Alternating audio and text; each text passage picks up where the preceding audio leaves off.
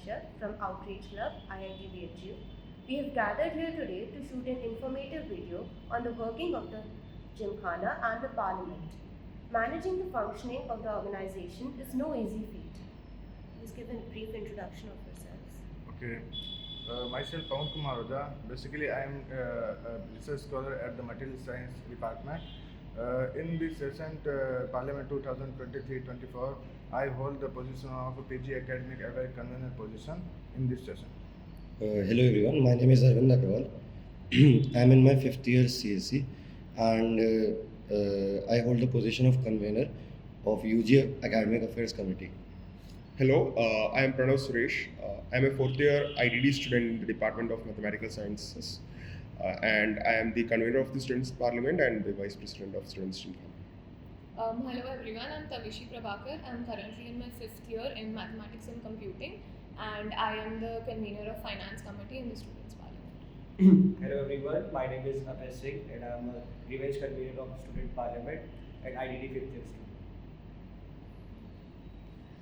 What is the Gymkhana and the Parliament?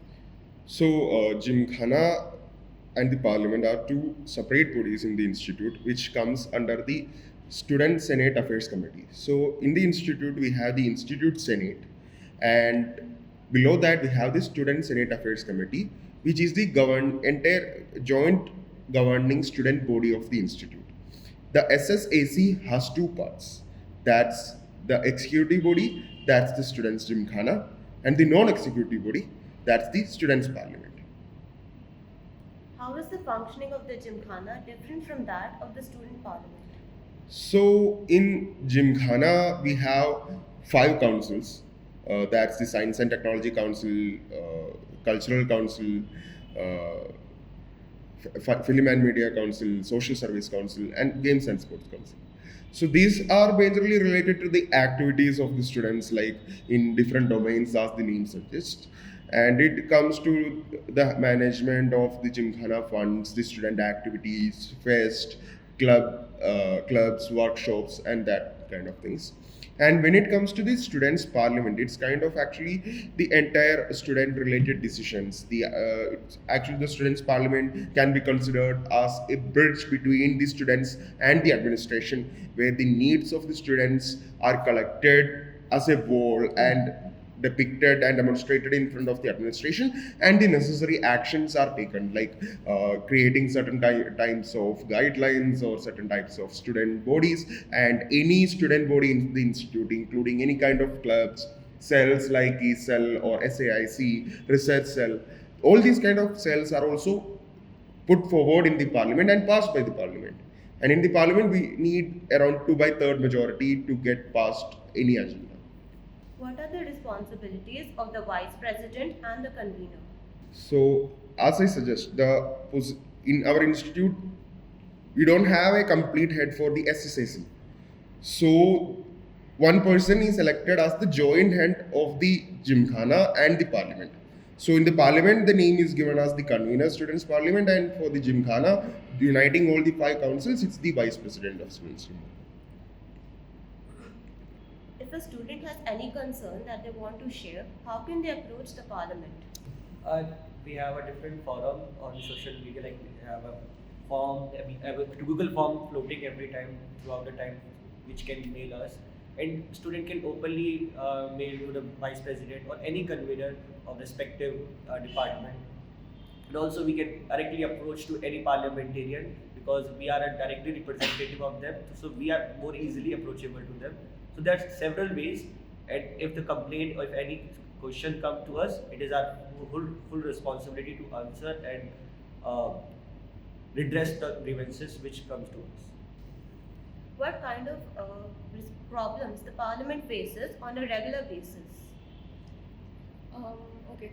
So I think one of the major issues that the Parliament can face is, firstly, because we are representative of all the students, we have to cater to all of their needs. Now all the students do not have the same needs, so I think that is one thing that you need to ensure that you are through your representatives you're reaching the students nicely, and then you're addressing all the problems that may have, because as you asked, like there are a lot of students, they have a lot of channels through which they can reach out to the parliament and let us know what problems they're facing.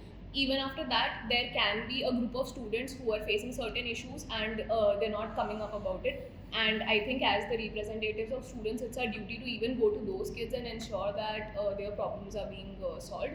Apart from that, I think one thing that also is usually faced is that we need to understand properly how the administration works, because whenever we have to get something done, we need to know the correct procedure of how it works in the administration, because we are a government institute and there's a proper protocol for everything you do.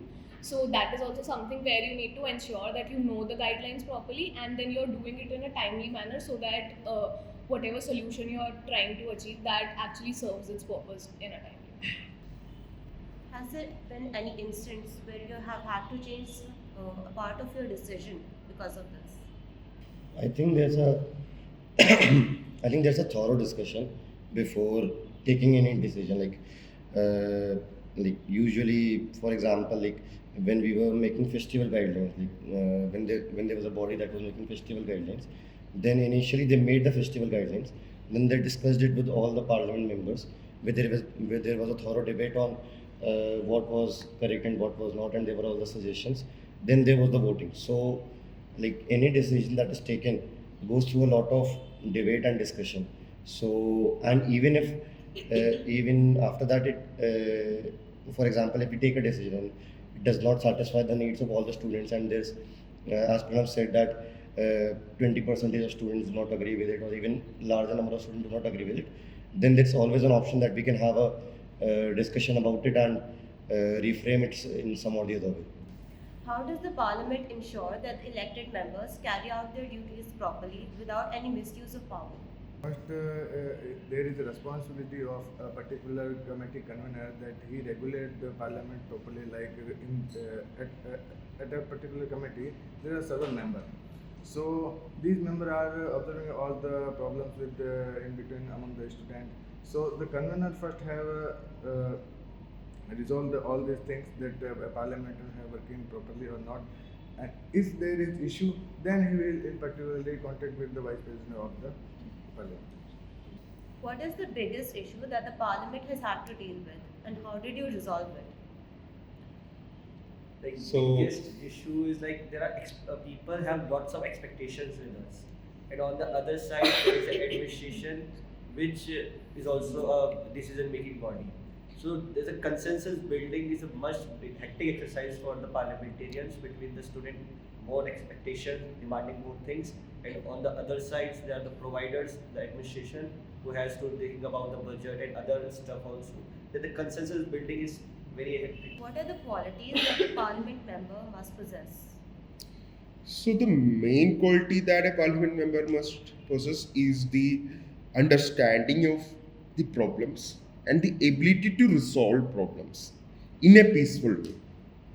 So there are a lot of problems that you will face as a parliamentarian. You have multiple ways to address it. So in the end, you have to know this fact that you are there for the college. The administration and the students, they are also a part of the college. You have to take both of these things in a balance. If the student demand raises high, it's not the case like you should go and directly protest before the administration. You have to be a little bit more diplomatic in taking out the concerns and putting it forward the administration. And you have to understand where the problem is and why the problem is. And try to work on the solutions of these two things, where and why. Then only the solution will be addressed. And you have to understand the exact, the commanding order of the administration, line of command of the administration. And you have to keep it in a way. If you go to some professor in charge, if it's not working, you have to go to the dean. And in any way it's not working, you can go to the director or BHU or something like that. And then the things get done. And the administration, I think, as far as I am concerned, and according to my experiences, in 90% of things, administration gives the support, and there are certain things where they are not exactly in the support because of some financial concerns or some security or implementation level issues. So those things are something that should be handled in. What is the structure and the different positions in the parliament, and are all of them elected through elections? And also, what committees comprise the student parliament? So in the parliament we have 53 members, and these 53 members comes from 8 members from second year, 12 members from third year, and from fourth year BTech we have 9, and fourth year IDD 6 members, and fifth year IDD 5 members, MTech 8 members in total, and PhD 5 members in total, of which in each years we have the reservation of 1 or 2 seats for the female students. And once the 53 students are elected, the 53 parliamentarians would be voting for their convener of the students' parliament or the vice president of the students' Gymkhana. And when the vice president or the convener of the students' parliament is elected, he or she can nominate a person to the position of assistant vice president of students' Gymkhana or co-convener of the students' parliament. And then the AVP or the co-convener is selected by the VP, and then the committee election happens. So there are 13 committees in the students' parliament, including UG Affairs Committee, PG Affairs Committee, Hostel and General Welfare, Festival, Finance, Security, Web, Grievance and Redressal, PR, and certain other committees. These committees would be having the elections. So suppose for the Finance Committee, if there are 7 members in the Finance Committee, the 7-member election would be a panel election. And there would be around 10 to 12 representatives would be standing for that position. And the 53 members will be voting for these 5 to 6 or 7 people. And they would be elected to this specific committee. And apart from the Finance Committee, in all other committees, once the committee members are elected, the convener of the committee will be elected by the members of the committee itself. For the Finance Committee, the entire 53 members of the Students' Parliament would be voting for the convener of the Finance Committee. So, why should a student contest for the parliament elections? Cool. So, as we've when it comes to the students' parliament, all the elected members, they're very much responsible for the problems. But I think one of the major reasons, at least that is something very personal to me, why I joined the students' parliament is because you always, I think we've faced this a lot of times, that you have that thing in your head where you want to give back to the place you studied or give back to the institute. So that is one thing wherein, that this is your little piece of contribution where you are giving back to the institute in whichever way possible. The second thing which is very important is that you're actually taking a step forward and being responsible for the problems. It's very easy to sit on the sidelines and rant about things, but it's very, very difficult to actually get up, come to the front bench and tackle the problems. Apart from that, I also feel that along with the sense of responsibility, also you do get access to certain powers. Now, given the fact that none of the parliamentarians have misused those powers, when you are given those powers, you automatically, that acts like a boost, which helps you to attend to students' problems in a better way and also to address them and find the solutions that are required. Can you give us a briefing of the parliament elections? Yeah, as Pranav mentioned, there are 53 members on the parliament, and each year has a limited number of students. And for example, the second year has 8 students, and among those 8 students, 1 or 2 seats are reserved from the female candidates. So, during the initial phase of elections of the parliament, the number of representatives stand up from each year, and a voting is held if the number of and for the nominations also, if there are 8 people from a specific year, 8 into 3, 24 people will be having the valid nomination. If suppose 50 people are also giving their nominations, only 24 valid nominations will be taken. And for the nominating criteria also there are a lot of things like when the parliament election is announced, you would be having a document of the POR and the attached Scrutiny part. scrutiny of the nominations, where the nomination ballot number would be given on these points, like if you have some activities in the inter-IIT, intra-college, inter-college events on some position of responsibilities and certain other things. Basically, what that means is like, and you also have a CPI criteria. And what the CPI criteria and this responsibility and checking factor is like, you need people who have already done these kind of things, who have already represented in the college in some regions, who have startup for some responsibilities already in the college, and who is doing well in their academics also. That's why you have the CPI criteria. So considering a student, if he or she is sincere in their responsibilities and their academics, then they are probably the best leader that we could have. So we've heard a lot about disciplinary actions being taken against the students. So what is the general procedure and the role of the student parliament during the whole procedure? So regarding the disciplinary actions, there are several committees in the institute concerning those disciplinary actions. The highest committee is the Students Disciplinary and Punishment Committee. That's the DISCO, that you call it generally the DISCO. The Dean of Student Affairs would be chairing this committee, and the Vice President of the Students' Gymkhana, or the convener of the Students' Parliament, would be a student member in the committee. And depending upon the issue, like if some student does something that's wrong and that's kind of a disciplinary violation, the HOD of the concerned department where the student belongs, HOD of the complainer also would be present there, and the admin warden of the respective hostel, if the thing happens in the hostel, would also be present there. And the committee would be hearing out the complaint. Committee would also be the accused and what he or she has done wrong, and they would be given a proper space to explain themselves. And then the committee would be discussing about what are the reasons that this thing happened or what the action should be taken.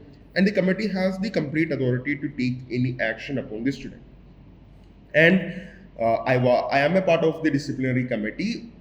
As of now, as far as I have faced those situations and the committee meetings, it's just what we think is like, when you give some action or take some action upon the student, it's like you have to make the student understand what he or she has done wrong, and he should be punished in such a way that he have enough space to improve himself or herself. And other than the disciplinary committee, we have the hostel disciplinary committee, which takes on actions on things related to the hostels. And we have the academic disciplinary committee, which takes on actions related to the academic mishappenings or misconducts, just like copying it in exams or some other kind of malpractices.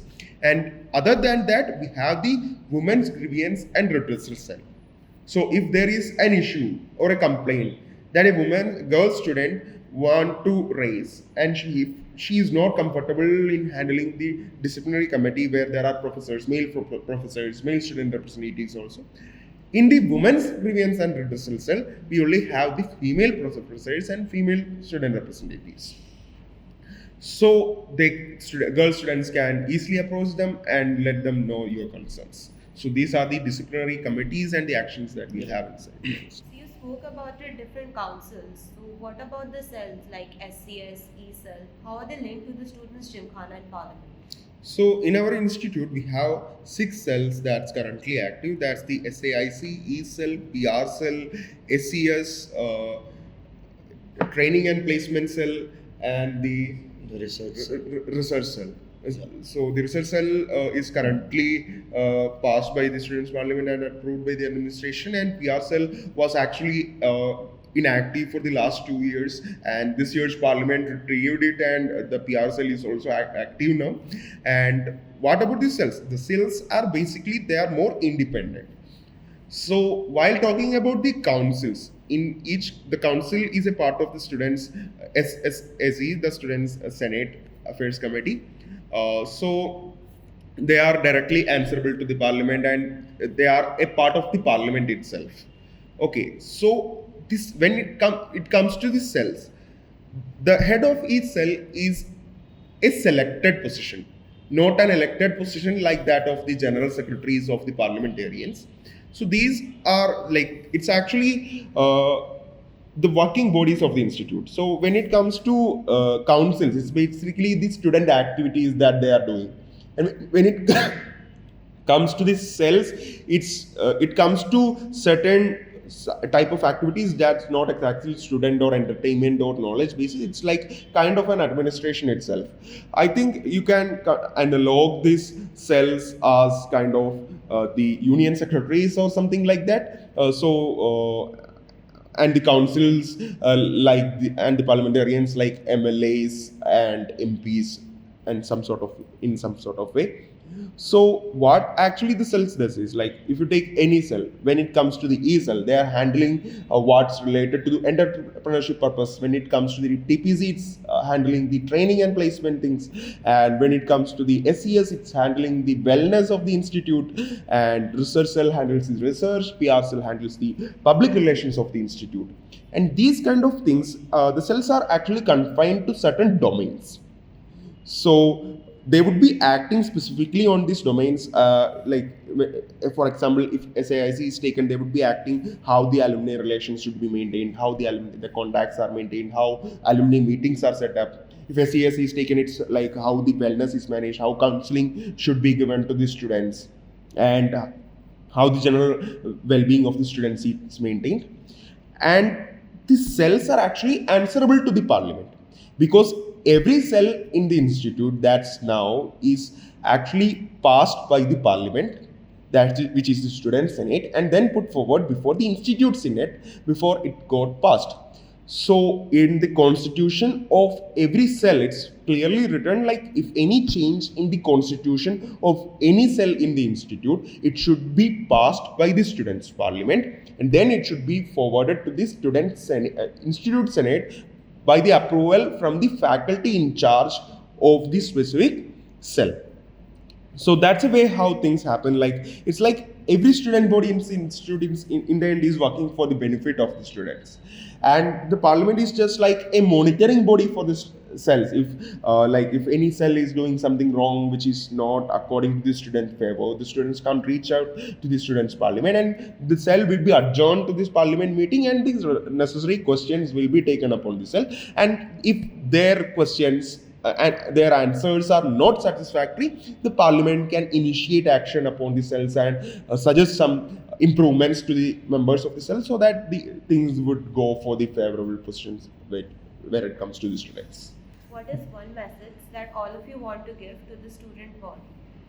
So message according to me is like what Pawan Bhaiya said कि कोई भी politically affiliated तरीके से student parliament को ना सोचे, वो सोचे कि लाइक यहाँ पर अगर कोई रिप्रेजेंटेटिव आ रहा है तो ही और she is working for the welfare of the students, and not in a political way but in a selfless way, जिसमें कोई पॉलिटिकल एंगल को ना सोचे। बेसिकली कभी भी हम पार्लियामेंट का नाम सुनते हैं तो हमारे दिमाग में वही आ जाता है जो हम इंडियन पार्लियामेंट से रिलेटेड करने लगते हैं, तो वो उस पॉलिटिकल वे से ना सोचे। एंड अगर कोई भी स्टूडेंट एज अ स्टूडेंट, जो मैंने अपने टेन्योर में एक्सपीरियंस करा कि मेजर प्रॉब्लम्स तब अराइज होती हैं जब स्टूडेंट अवेयर नहीं होता कि उसको क्या करना चाहिए क्या नहीं करना चाहिए।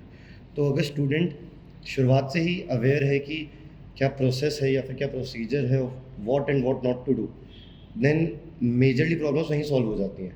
एंड अगर उसको प्रोसीजर नहीं भी पता है, इफ़ ही और she is not aware, then we are always there for us. One thing that I'd like to say is that I think it's very important for all of us to have an open mindset, wherein a lot of times there are, like, as all of them also mentioned, that the general stereotypes that are associated with the parliament that also lead to certain student expectations which are not very right.